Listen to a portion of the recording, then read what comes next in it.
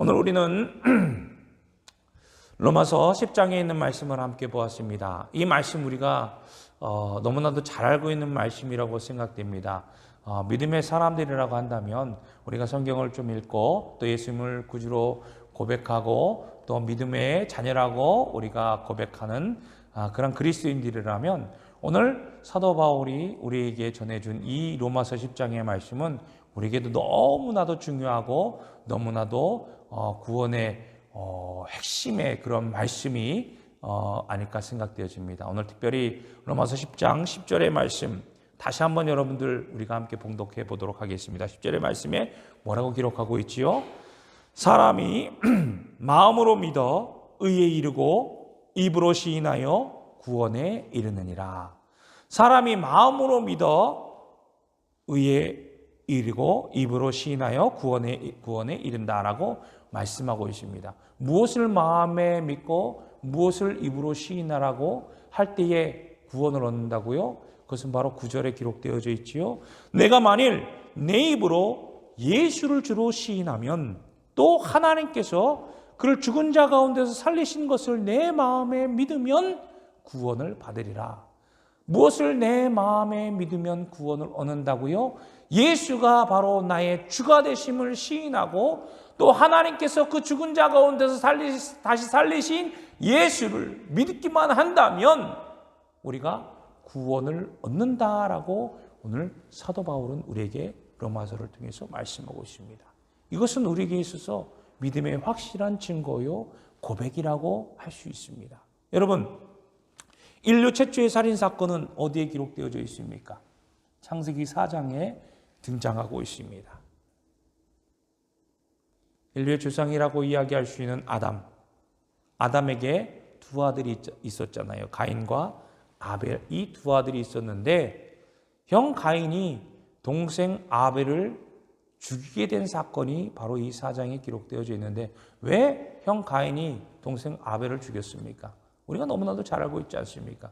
시기에서, 미워해서, 질투해서 죽이게 되었어요.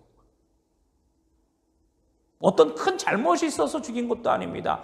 형에게 어떠한 큰 상처를 입히거나 상해를 입히거나 큰 손실을 입혀서 직접적으로 그러한 잘못으로 인하여서 형 가인이 동생 아벨을 죽인 것이 아니에요.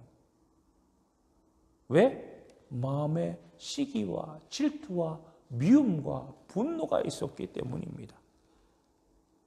어찌 보면요, 그렇게 따지고 보면 인류 역사에서 살인이란 인류 역사가 시작되면서부터 자연스럽게 생겨나게 되었다라고 하는 겁니다. 따라다녔다라고 하는 거예요. 왜? 그 마음에 시기와 질투가 있었기 때문에. 시기와 질투가 왜 일어났습니까? 하나님을 떠난 인간의 본연의 모습이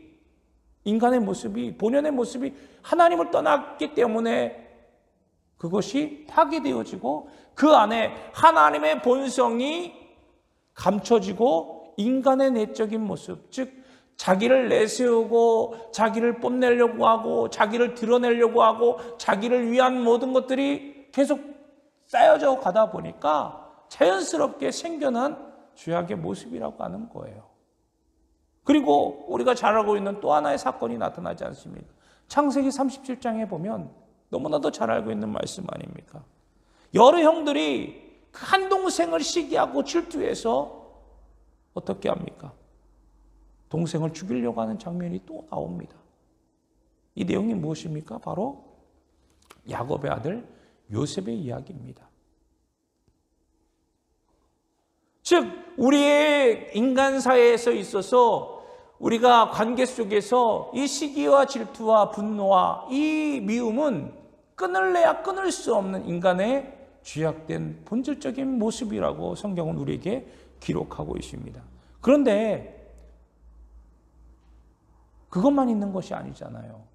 사람을 죽이려고 하는 그러한 미움과 다툼과 시기하는 그런 마음도 있든가 하면 어떤 사람들은요, 사람을 살리려고 하는 그런 일들을 하려고 하는 사람들도 있다고 하는 것입니다.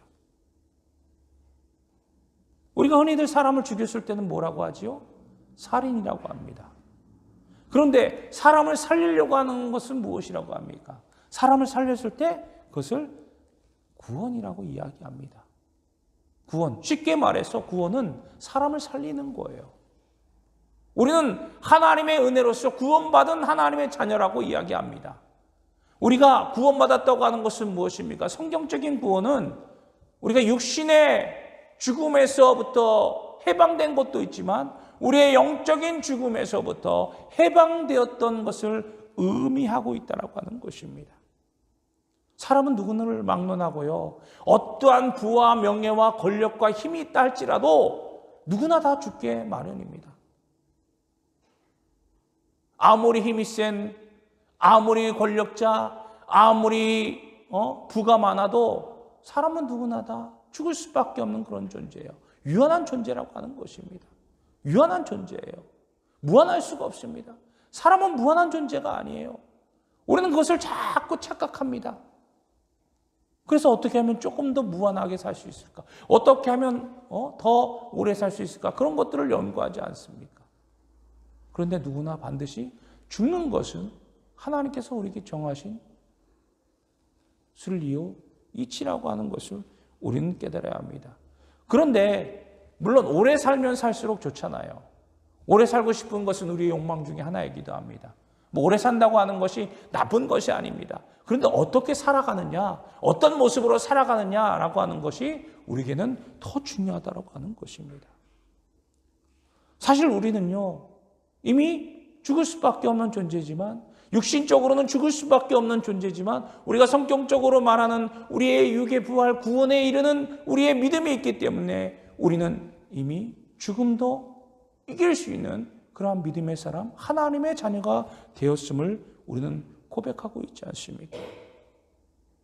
예수 그리스도, 그 예수 그리스도를 믿음으로 말미암아 영원히 죽을 수밖에 없는 이 사망의 죄로부터 구원을 받고 건짐을 받고 다시금 살아나서 영이 살아나서 하나님의 자녀가 되어서 하나님께서 우리에게 허락하신 하나님의 나라, 그 본연의 우리의 본연의 모습이 회복되어지고 하나님의 자녀로서 하나님께서 우리에게 주시는 놀라우신 은혜를 누리게 되어지는 그러한 하나님의 사람이 되어지지 않았습니까? 즉 우리는 예수를 믿음으로 말미암아 하나님의 은혜를 누리게 되었고요. 또 이 죽음으로부터도 해방되어지는, 즉 자유함을 얻게 되어지는 그러한 하나님의 사람이 되었던 것입니다. 하지만 우리 마음속에는요, 여전히 무엇이 남아 있습니까?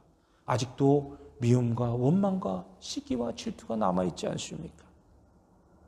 그래서 우리 스스로는 죽음을 이길 수가 없어요.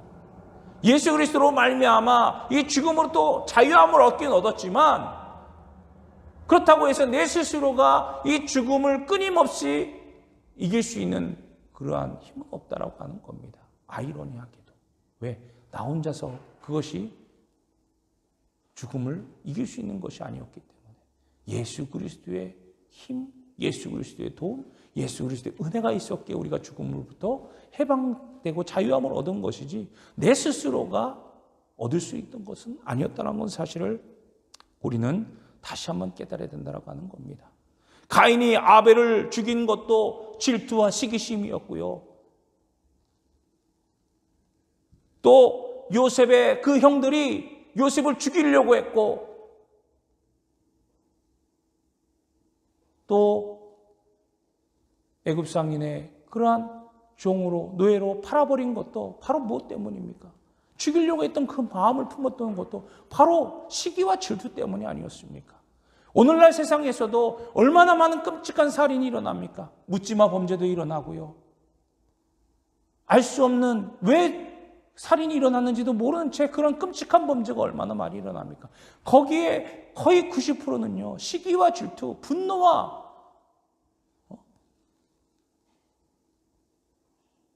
그런 마음의 분노 때문에 생겨나는 범죄가 대부분이라고 하는 것을 볼 때 우리는 다시 한번 우리의 마음의 미움과 시기와 질투, 이런 분노의 모습들을 잘 조절하고 잘 이겨내고 극복할 수 있는 그러한 우리의 믿음이 필요하다고 하는 것을 우리에게 말씀해 주고 있습니다.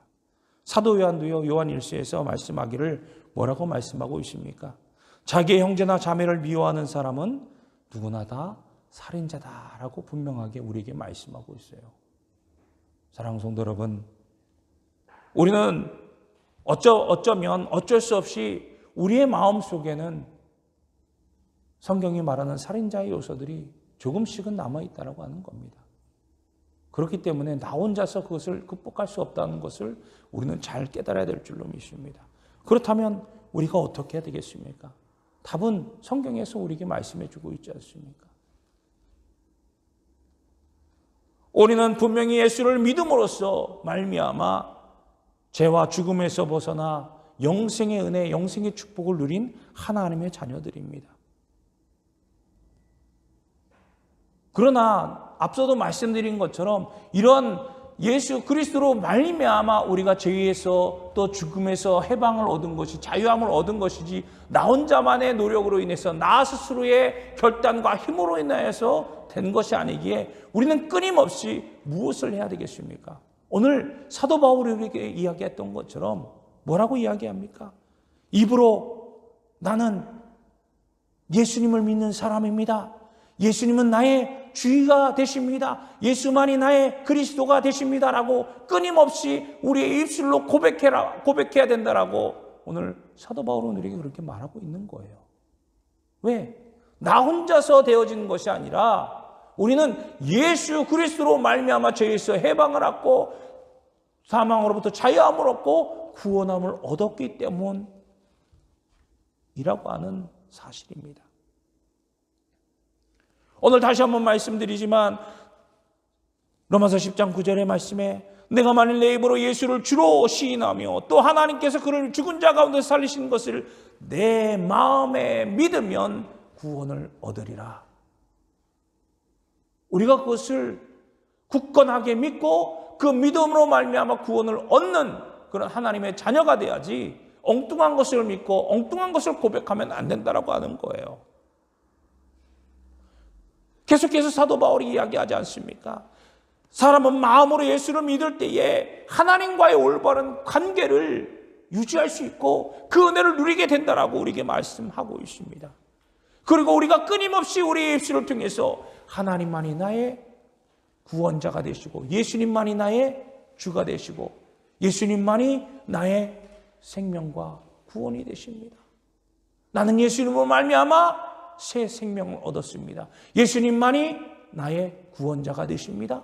라고 고백하는 그런 믿음이 필요하다고 하는 거예요. 우리는 이것을 너무나도 잘 알고 있지 않습니까? 어릴 때부터 성경을 배웠고 또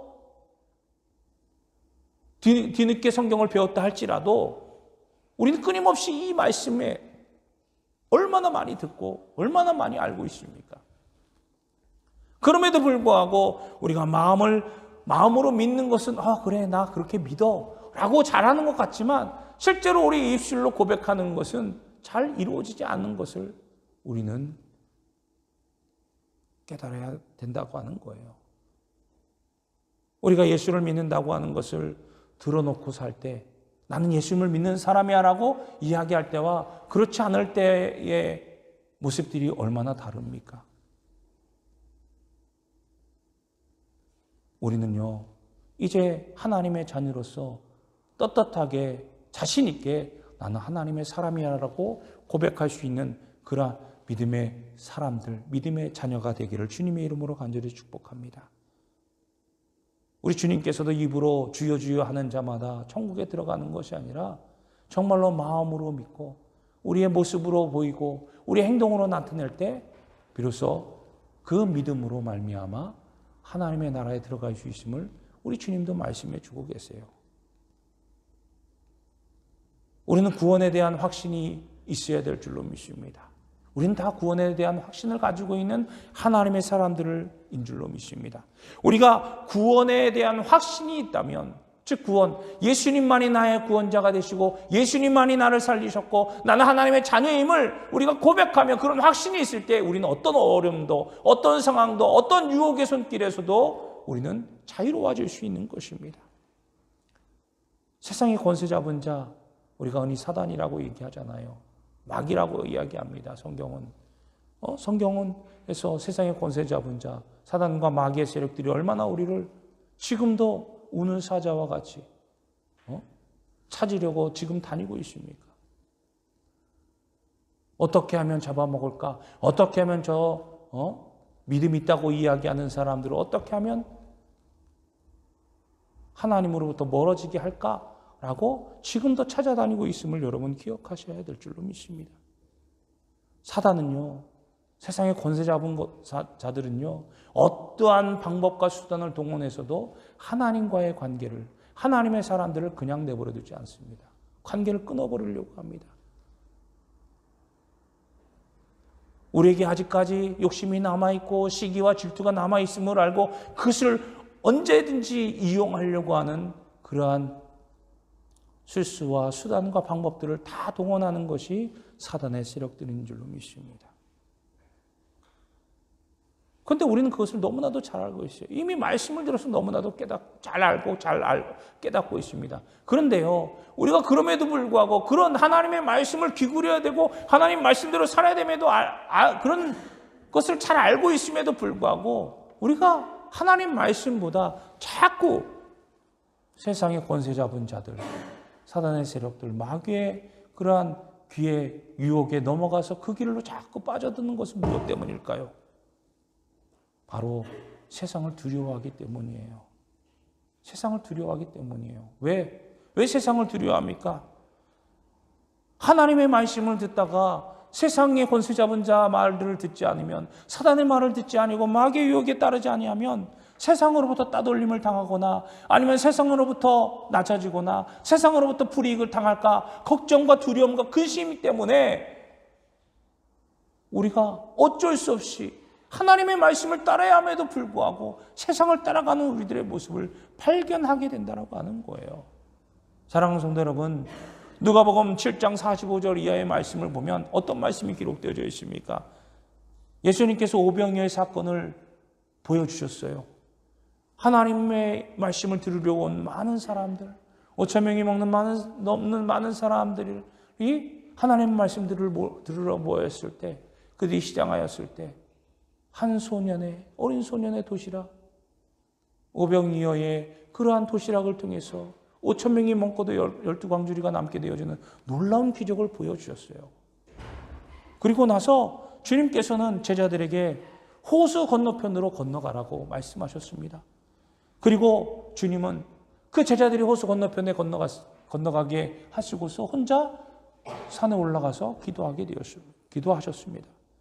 그런데 제자들이 배를 타고 호수를 건너가고 있는데 그 건너편에 다다르기 전에 그만 큰 문제를 만나게 됩니다. 큰 풍랑을 만나게 돼요. 심한 풍랑이 일어났습니다. 그래서 이 제자들이 풍랑을 만나니까 이제 두려움이 떨게 되는 거예요.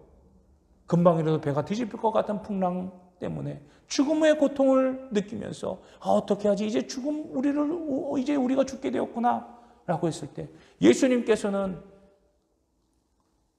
기도를 마치시고 새벽 한 3, 4시경, 6시 그 사경쯤에 주님께서 제자들을 찾아서 걸어가지 않았습니까? 물 위를 걸어 올라가셨어요. 물 위를 걸어서 제자들을 있는 배로 향하지 않습니까? 그때 물 위를 걸어오신 예수님을 보고 제자들이 뭐라고 합니까? 두려움 속에 항상 자기들이 죽을까 봐 지금 두려워하고 있는데, 풍랑 때문에 두려워하고 있는데, 죽을까 봐 두려워하고 있는데 멀리서 희미한 물체가 보이니까 야, 유령이다. 이제 우리가 죽게 되었구나. 정말 죽는구나 라고 그들이 그렇게 무서워 두려움에 떨고 있지 않습니까? 예수님은 그들에게 뭐라고 얘기합니까? 안심해라. 나다.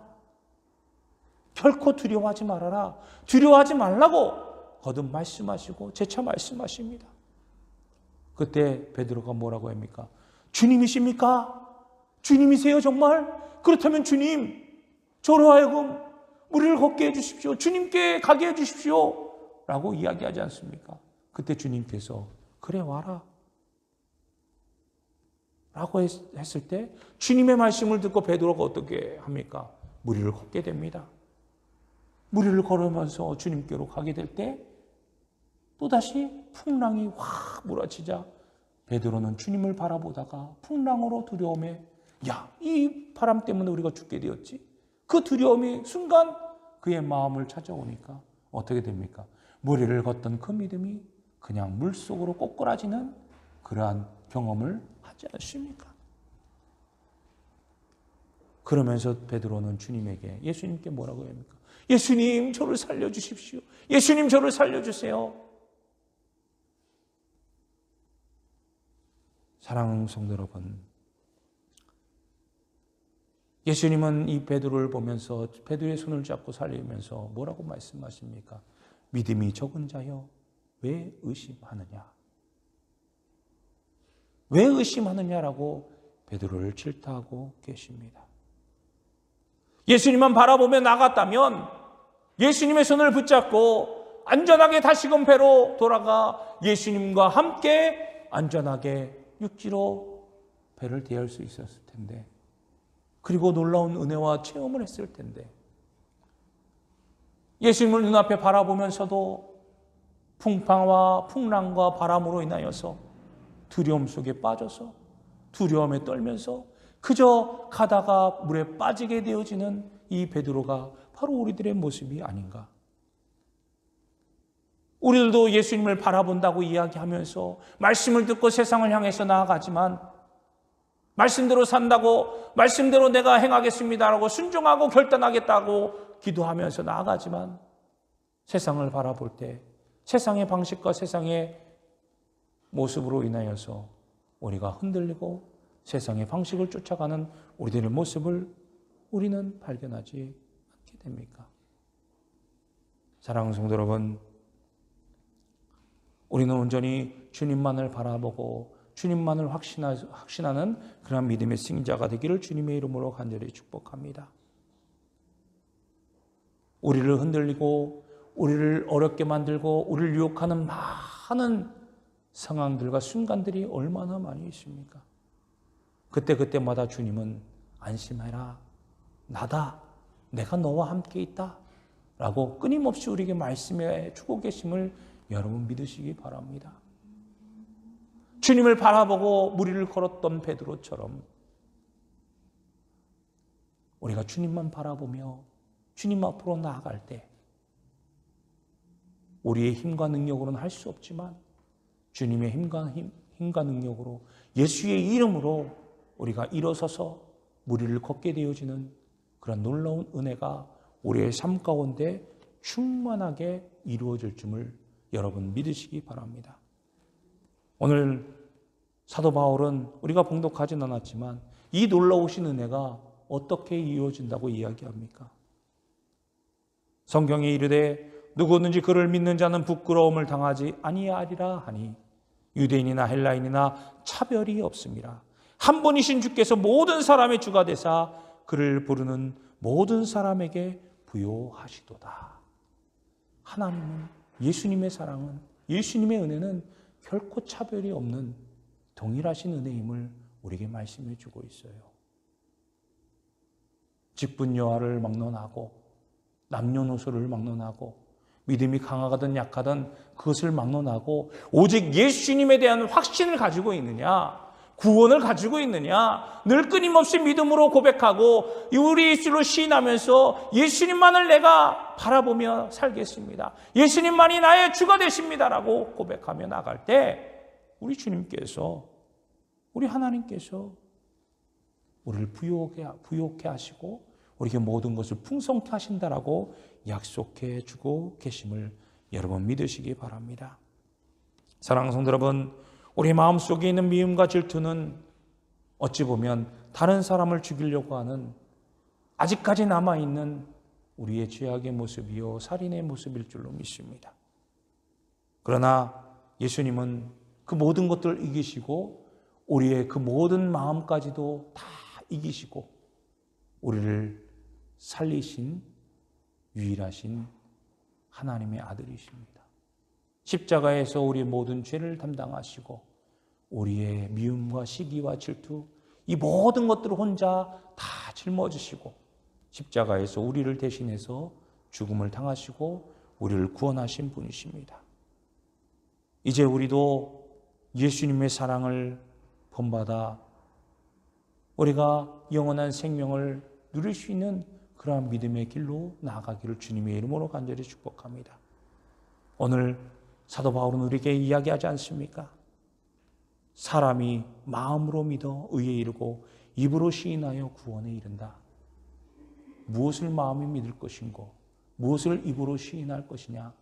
바로 예수를 주로 시인하며 하나님께서 그를 죽은 자 가운데서 살리신 것을 내 마음에 믿으면 구원을 얻으리라고 분명하게 우리에게 말씀해 주고 있습니다. 우리가 지금까지 이러한 믿음의 고백을 했다고 우리가 장담했다 할지라도 끊임없이 우리의 입술을 통해서 우리가 주님 앞에 서는 그날까지 주님, 나는 하나님의 사람입니다. 예수님만이 나의 주가 되십니다. 하나님만이 나를 위해서 나의 모든 죄를 씻기시고 십자가에 돌아가신 그 예수님을 다시 살리신 유일하신 하나님이심을 내가 믿습니다. 구원자 되심을 믿습니다. 라고 믿음으로 고백하며 우리가 그 믿음으로 살아가는 저와 여러분이 되기를 주님의 이름으로 간절히 축복합니다. 오늘 사도 바울이 고백했던 것처럼 우리는 분명한 믿음의 확신을 가지고 우리가 앞으로의 모든 삶 가운데 하나님 앞에 나아가는 저와 여러분 되기를 주님의 이름으로 간절히 축복합니다. 오늘 다시 한번 여러분들에게 말씀을 드립니다. 내 마음에 믿으면 우리의 마음에 확실한 믿음으로 가지고 더욱더 천국 소망을 가지고 하나님의 자녀로서 부끄럽지 않게 늘 우리를 부욕케 하시는 하나님의 은혜로 충만하게 삶을 살아가는 하나님의 은혜 가운데 풍성한 은혜를 누리는 그 믿음의 승자가 되어 하나님의 영광을 더욱더 드러내는 저와 여러분이 되시기를 주님의 이름으로 간절히 축원합니다. 기도하겠습니다.